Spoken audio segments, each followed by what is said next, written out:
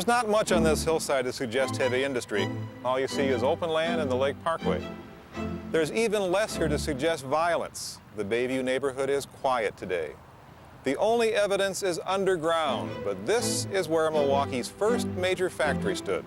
It was also right here that the bloodiest labor disturbance in Wisconsin's history took place. The story of that factory and of that conflict is the story of industries and immigrants. Milwaukee grew up as a classic port city. Farm products, particularly wheat, were shipped out. Finished goods, from plows to pincushions, were shipped in. But some envisioned a larger future for their hometown. An 1871 promoter suggested a dramatic change. At present, we are sending our hard lumber east to get it back as furniture and agricultural implements. We ship ores to St. Louis and New York to pay the cost of bringing it back in shot, type, pipe, sheet lead, white lead, paint, etc. We give rags for paper and hides for boots and harness and iron ore for stoves, and our consumers all the while are paying the double cost of this unnecessary transportation. As Milwaukee matured, it made increasing sense to add the value here. The city was still tied to the countryside, but it began to process raw materials instead of just shipping them. Crops, livestock, even the earth itself were turned into products that consumers could use. The result was a transformation. The growth of processing industries attracted immigrant workers by the thousands. Industries and immigrants together carried the city to new heights of population and prosperity. They also pushed it to the point of murderous conflict. Ore was a beginning. The hamlet of Iron Ridge, 50 miles northwest of Milwaukee, was once the heart of an important iron mining district. All but forgotten today, the mines yielded 3 million tons of iron-rich rock before they closed during World War I. The promise of ore nearby was a major reason for the emergence of Milwaukee's first heavy industry. The Milwaukee Iron Company opened on the lakeshore at Bayview in 1868. Within 5 years, it was the second largest producer of railroad rails in America, and it employed more than 1,000 men. Mill work was not for the faint of heart. A reporter visiting during a summer heat wave was amazed. None but the men who have worked in these great hives of human industry, among immense furnaces and molten and seething metal, have any conception of the heat which a mill hand has to endure while at his hard and tedious labor. The reporter expressed surprise that the workers didn't melt. The iron mill may have been a hell of a place to work, but it literally put Bayview on the map. First as a suburb, and then, when local residents wanted city services, as a Milwaukee neighborhood. Bayview is still filled with landmarks from the mill era. Cottages built for workers and their families. The original village well, still a source of free mineral water. Puddler's Hall, the home of an early trade union. And several saloons patronized by thirsty mill hands. This one is now a popular Serbian restaurant. The iron mill did much more than create a neighborhood. It marked Milwaukee's turn from shipping to processing, from commerce to industry.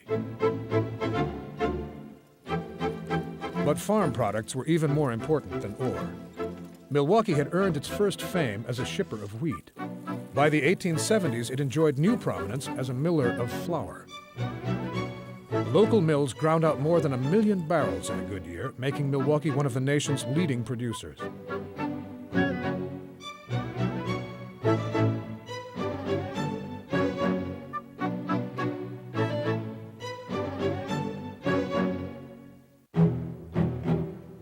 Wisconsin livestock created two even larger industries, meatpacking and tanning.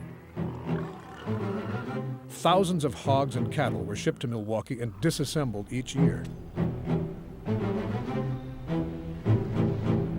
Meatpackers specialized in the insides of hogs. By 1879, packing was Milwaukee's largest industry.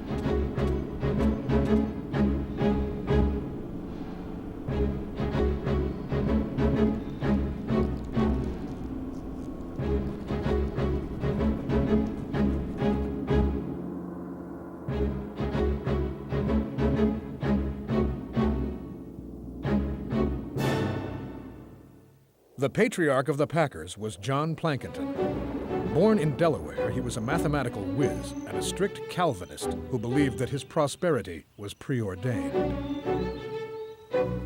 Plankinton bought a cow the day he arrived in 1844 and parlayed that investment into one of America's largest packing houses.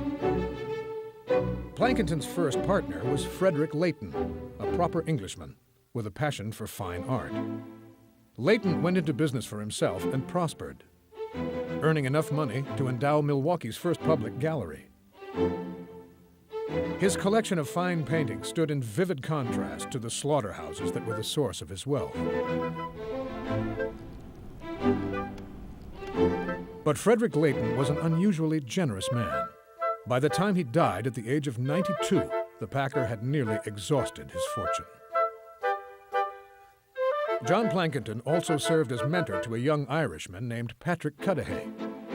Beginning in poverty, Cudahy eventually bought out Plankinton and followed him as Milwaukee's leading packer. If meat packers sold the insides of hogs, leather tanners specialized in the outsides of cattle. As Wisconsin became America's dairyland, surplus cows came to Milwaukee in droves, and their hides ended up in everything from shoes to saddles. The tanners were just as dependent on northern Wisconsin's forests. Mountains of tan bark stripped from hemlock trees rose beside every plant. The bark was chipped and stewed to produce tannin, the compound that turned hides to leather. The tanning process generated smells that were almost overpowering at close range. A pair of German immigrants, Guido Pfister and Frederick Vogel, led the field both locally and nationally. They built a series of plants around the city, with the largest in Walker's Point. Pfister and Vogel's chief competitors were two more Germans, Albert Trostel and August Galloon. Milwaukee tanners together finished more than 500,000 hides every year in the 1880s, shipping most of them to the great shoe factories of New England. By 1890, Milwaukee was the largest producer of tanned leather on the planet.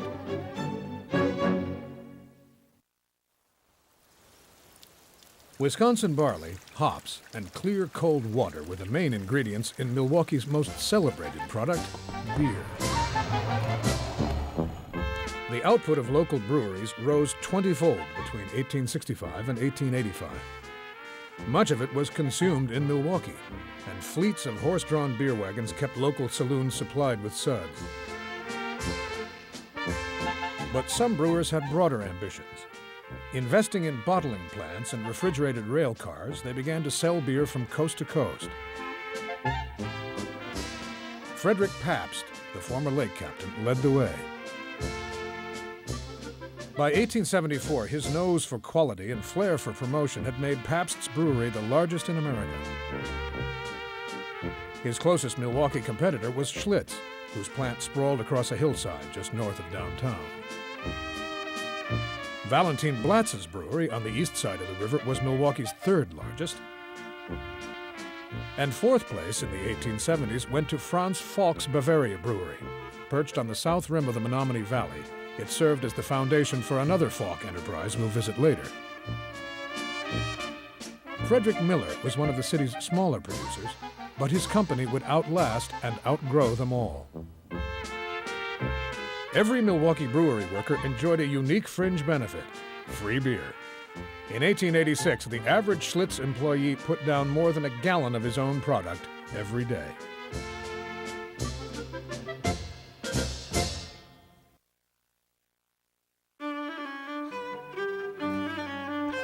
One more industry depended on the soil itself. Milwaukee's early settlers found that the calcium-rich local clay produced attractive cream-colored bricks. By 1880, they were being turned out at the rate of 15 million a year and shipped across the country.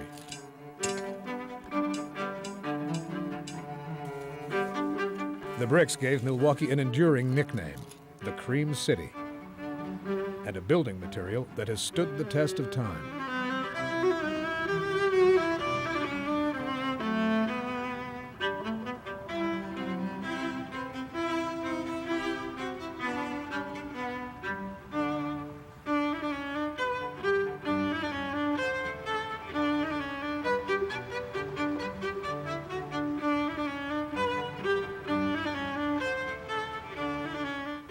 The great industries of the post-Civil War years were all processing industries. They took products of the earth and turned them into something else. Ore became rails. Wheat became flour. Hogs were turned into hams, hides into leather, barley into beer, and clay into Cream City bricks. In every case, Milwaukee was still tied to the land. In one respect, and one respect only, Milwaukeeans of the 19th century were like the Native Americans they displaced. They built their economy on the resources at hand. There were also early signs of a new stage in Milwaukee's development. The local economy moved from shipping to processing after the Civil War. A few individuals made the leap from processing to manufacturing, from milling flour, for instance, to making the machines that milled flour. Edward P. Allis led the way to Milwaukee's manufacturing future. Brashly independent and absolutely fearless, Allis was one of the purest entrepreneurs Milwaukee has ever known.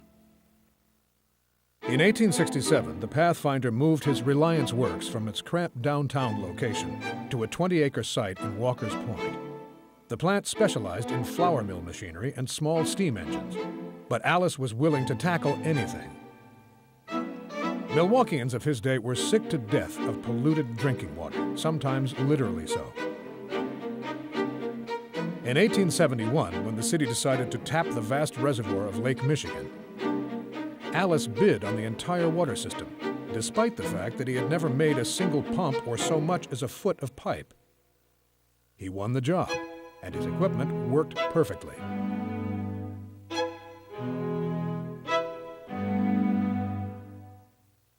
A cast iron standpipe was installed to relieve pressure on Allis's system. In a rare fit of civic whimsy, the city enclosed the pipe in a fairy tale spire worthy of the Brothers Grimm. The North Point Water Tower remains a cherished East Side landmark today. E.P. Allis went on to even greater things in his Walker's Point shops. By 1890, he employed nearly 1,500 men, as many as the Bayview Rolling Mill. Gigantic steam engines were his particular specialty. Powering everything from blast furnaces to diamond mines, they whistled in the end of one era and the beginning of another.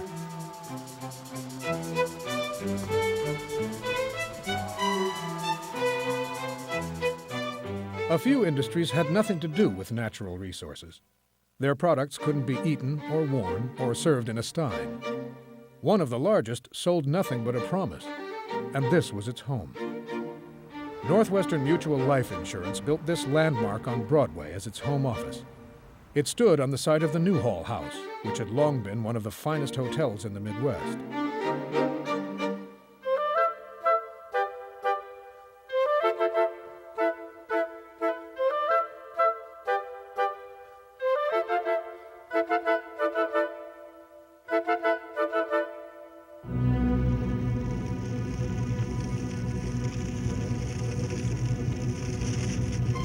The Newhall burned to the ground in a tragic 1883 fire that claimed at least 75 lives.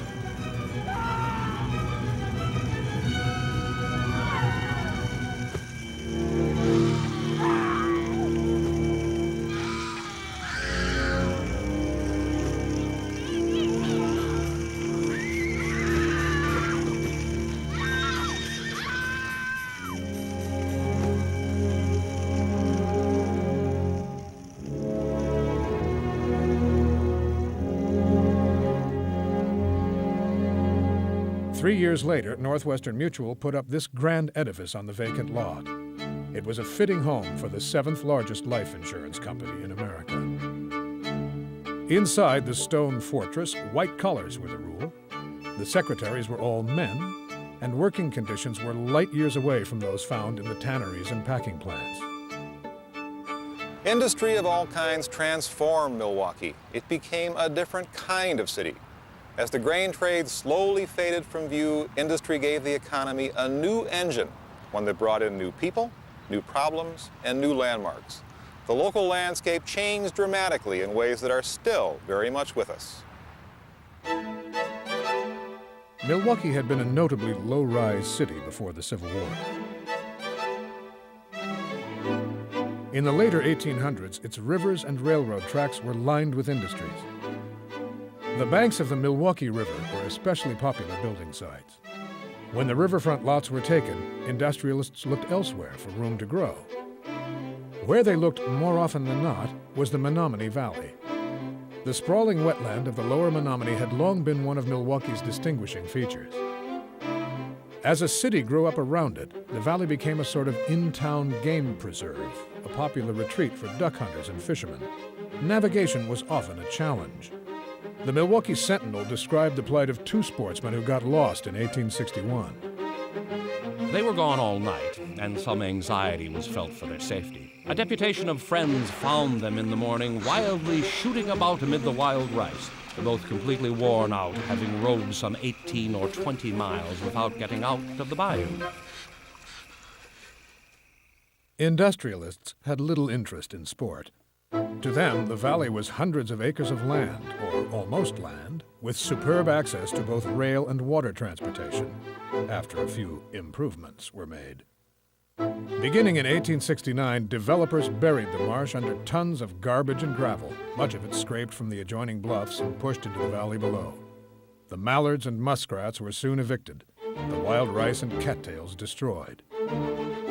The sinuous river was forced to flow in ruler straight canals, creating 6 miles of dock frontage. In came the great packing plants of Plankinton and Layton, the main tannery of Pfister and Vogel, and the stockyards that supported them both. Up rose dozens of other enterprises: lumber yards, breweries, millwork plants, distilleries, coal yards, and machine shops.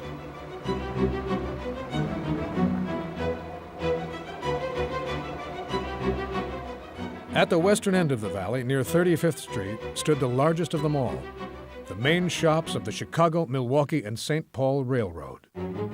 The Milwaukee Road shops made and repaired all the rolling stock for a company that owned 5,000 miles of track. In its heyday, this valley supported the greatest concentration of industry in Wisconsin. The railroad shops alone provided nearly 2,000 jobs. Valley workers formed what was called the Bucket Brigade, streaming in every morning with their lunch pails and streaming out again at night. Industries remade the Menominee Valley after the Civil War, just as they remade Milwaukee. But it was workers, especially immigrant workers, who kept those industries running. And immigrants, of course, are the other side of the story.